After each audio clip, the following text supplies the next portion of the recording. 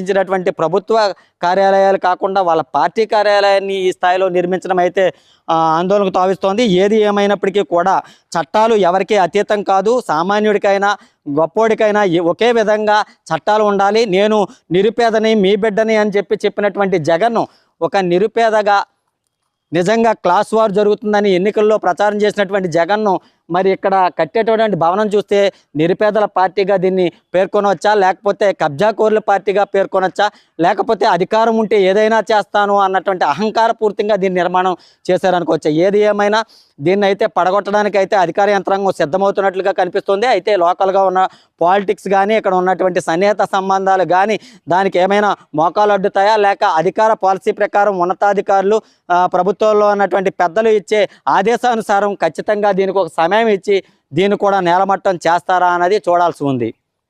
video journalist వీరబాబుతో 1